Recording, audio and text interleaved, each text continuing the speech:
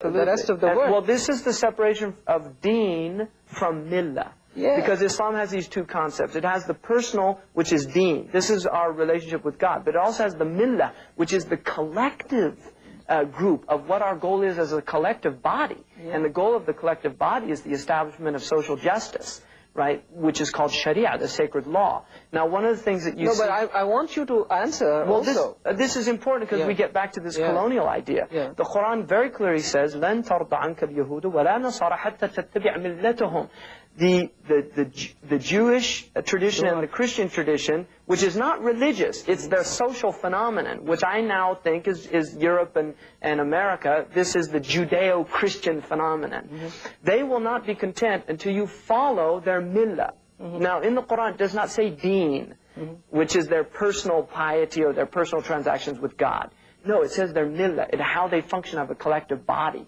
Now, the dominant millah of our modernist condition is the consumer society. This is the idol of the age, consumption, that we were born to consume. Now, first of all, two interesting things to note. One is that consumer in Old English means the devil.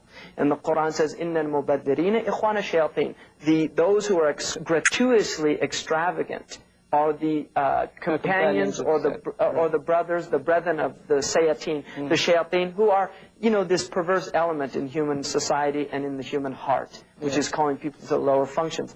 And so the idea of the consumption now is being presented to the world as salvation. As salvation. Right. That you will be happy through buying. Yeah. That you will be happy if you will have all those goods that are going to make you happy. This is the constant message of the television, the constant message of media, the message of government. More. If we can just make more schools, if we can just put more computers in the schools, if we can just have more prisons, there'll be less crime. So everything is more. That, unfortunately, is a part of capitalism.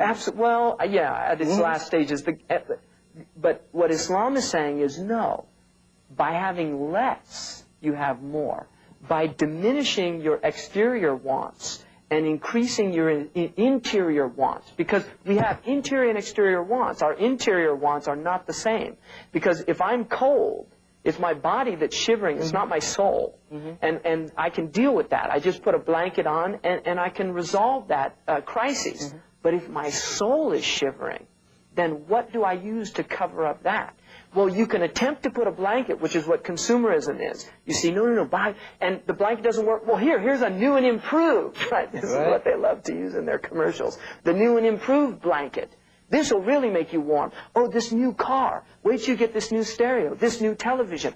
It just keeps going and going and going. And in the end, this human being is left consumed. Because the consumer is ultimately consumed. Because life consumes us.